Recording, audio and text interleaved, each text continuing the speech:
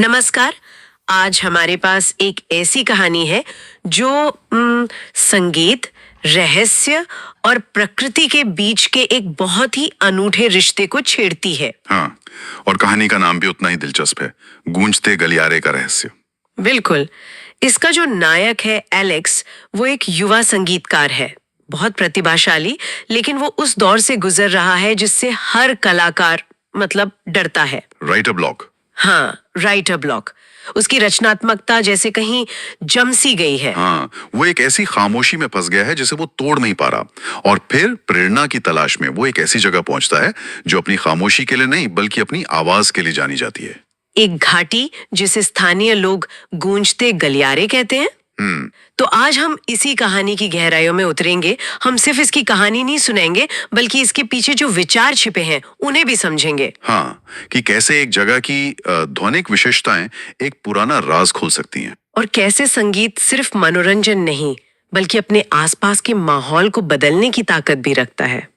तो चलिए इस कहानी के सुरों में डूबते हैं। तो कहानी की शुरुआत में एलेक्स शहर के शोर से दूर उस शांत से गांव में है और अपनी इस रचनात्मकता की रुकावट से जूझ रहा है। सब कुछ आजमाने के बाद वो उस रहस्यमयी घाटी की ओर बढ़ता है। ये नाम ही अपने आप में कितना कुछ कहता है ना, गूंजते गलियारे। और दिलचस्प बात यह है कि ये सिर्फ एक नाम नहीं है। स्रोत के मुताबिक वहां के लोगों का मानना है कि उस घाटी में आवाजें सिर्फ लौट कर नहीं आती। अच्छा। वे बदल जाती हैं। वो ज्यादा गहरी, ज्यादा साफ हो जाती हैं और कभी कभी तो उनमें ऐसी धुनें सुनाई देती हैं जो वहां थी नहीं। वाह। तो ये घाटी को सिर्फ एक लोकेशन नहीं बल्कि कहानी का एक जीता जागता किरदार बना देता है। एक ऐसा किरदार जो सुनता है और शायद जवाब भी देता है। तो इसी उम्मीद में एलेक्स अपनी रिकॉर्डिंग उपकरण लेकर घाटी के सबसे गहरे, सबसे सुनसान हिस्से में पहुंचता है। वो कुछ धुनें बजाता है, ये सोचकर कि शायद गूंज में उसे कोई नई प्रेरणा मिल जाए।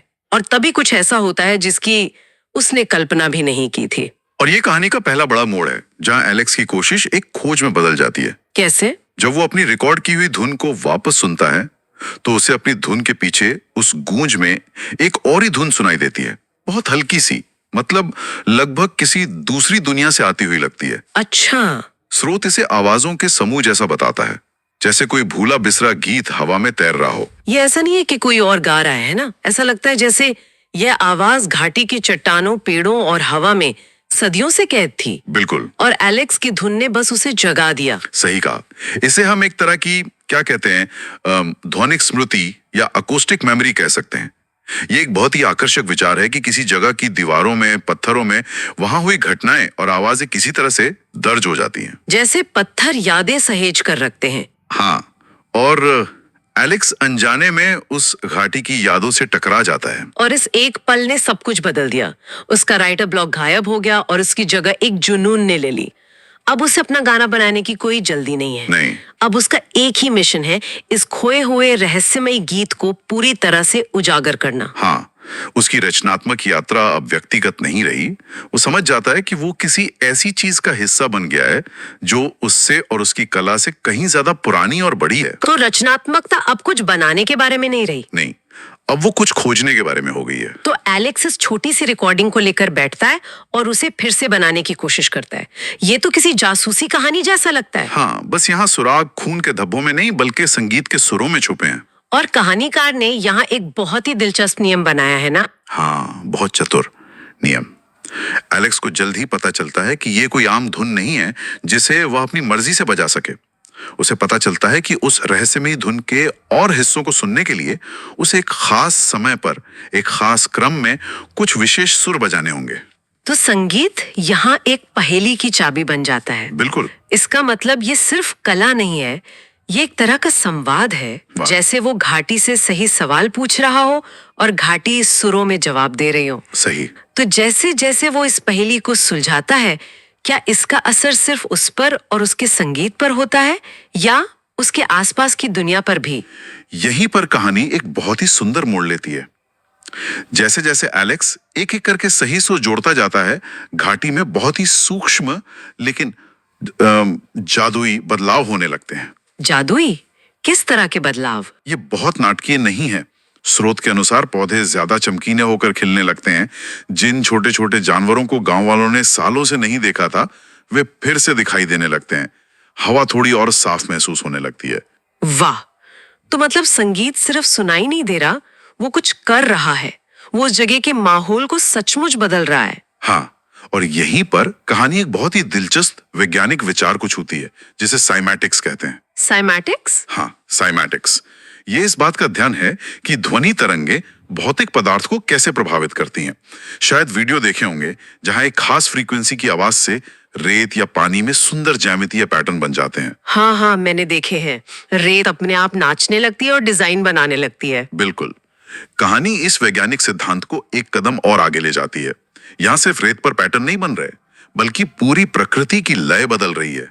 अच्छा, जिसे शायद समय और उपेक्षा ने बिगाड़ दिया था। तो ये सिर्फ बाहरी बदलाव नहीं है। स्रोत में ये भी लिखा है कि एलेक्स को भी अंदर से एक गहरा जुड़ाव महसूस होने लगता है। हाँ, ये बहुत महत्वपूर्ण है। संगीत उसे न केवल प्रकृति से जोड़ रहा है, बल्कि समय से भी। उसे उस प्राचीन संगीत से जुड़ी पुरानी घटनाओं की धुंधली छवियां और भावनाएं महसूस होने लगती हैं। मतलब वो उस ध्वनिक स्मृति को सिर्फ सुन नहीं रहा, बल्कि उसे महसूस भी कर रहा है। हाँ, वो एक तरह से उस घाटी के इतिहास का माध्यम बन गया है। हर सही सुर उसे उस जगह के अतीत के और करीब ले जा रहा है। और शायद यही उसके राइटर ब्लॉक का असली इलाज है। कैसे? वो अपने अंदर से कुछ नया बनाने की कोशिश कर रहा था और थक गया था, लेकिन अब वो अपने बाहर की दुनिया से कुछ ग्रहण कर रहा है, कुछ ऐसा जो हमेशा से वहां मौजूद था। एकदम सही। उसकी कला तब सबसे शक्तिशाली हो गई जब वो एक व्यक्तिगत अभिव्यक्ति से ज्यादा उस जगह की कहानी का एक माध्यम बन गई। उसने आविष्कार करना बंद करके खोजना शुरू कर दिया। बिल्कुल। तो कई दिनों और हफ्तों की मेहनत के बाद एलेक्स ने आखिरकार पहेली के सारे टुकड़ों को जोड़ लिया है। उसने उस खोए हुए गीत को पूरी तरह से सीख लिया है। अब सबसे बड़ा सवाल, जब वो इसे पूरी घाटी के सामने बजाता है तो होता क्या है?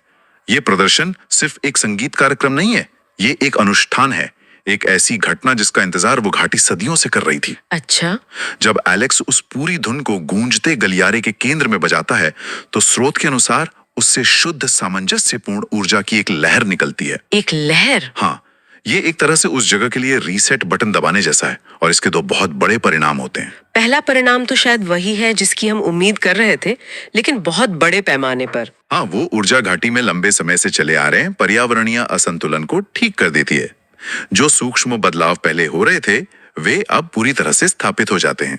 तो ये इस विचार को पुष्ट करता है कि संगीत में उपचार की शक्ति है। बिल्कुल।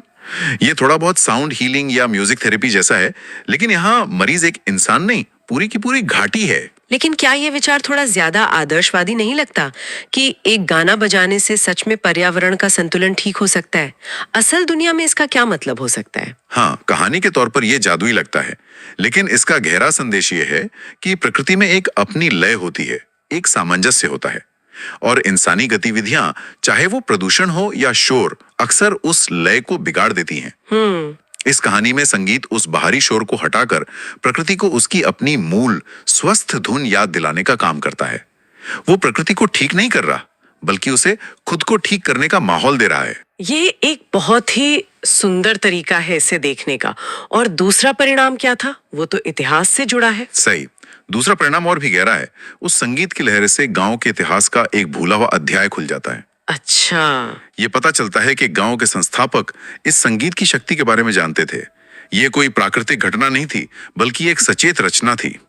वे इस संगीत का उपयोग घाटी के साथ और प्रकृति के साथ सामंजस्य में रहने के लिए करते थे।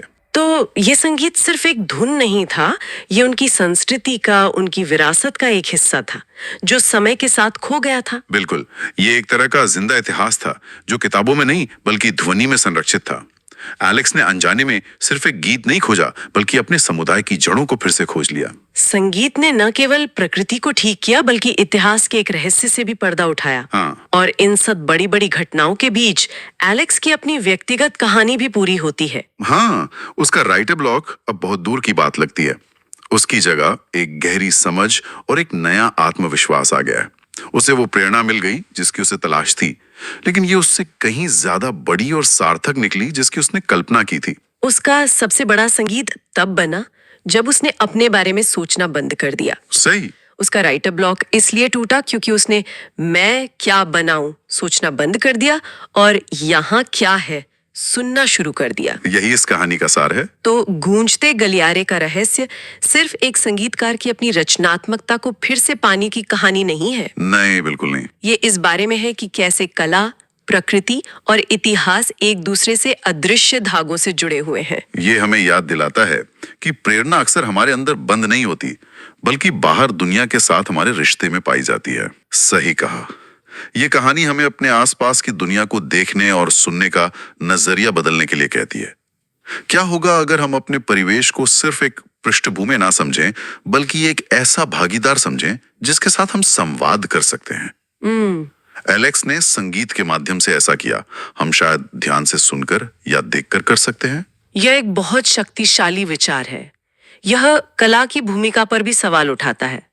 क्या कला सिर्फ आत्माभिव्यक्ति है या दुनिया के साथ जुड़ने और उसे बेहतर बनाने का एक जरिया भी है? और अगर हम इस कहानी के मूल विचार को और आगे ले जाएं, तो यह एक बहुत महत्वपूर्ण सवाल खड़ा करता है। कहानी में संगीत का पर्यावरण पर सीधा मापने योग्य प्रभाव पड़ता है। यह एक काल्पनिक कहानी है, लेकिन यह हमें सोचने पर मजबूर करती है कि हमारी रचनाओं का, हमारे शब्दों का, हमारे संगीत का दुनिया पर क्या असर पड़ता है, भले ही हम उसे देख या माप ना सके। ठीक। और इसी से जुड़ा एक अंतिम विचार है। कहानी हमें दिखाती है कि कैसे एक सामंजस्यपूर्ण धुन एक पूरी घाटी में संतुलन ला सकती है। यह हमें सोचने पर मजबूर करती है कि अगर हमारी कला में, हमारे बनाए संगीत या लिखे शब्दों में हमारे आसपास की दुनिया को बदलने की शक्ति हो, भले ही बहुत सूक्ष्म स्तर पर। हाँ, तो इस शोरगुल भरी दुनिया में हम कौन सा संगीत बनाना चाहेंगे, और शायद उससे भी जरूरी हम कौन सी खामोशी रचना चाहेंगे।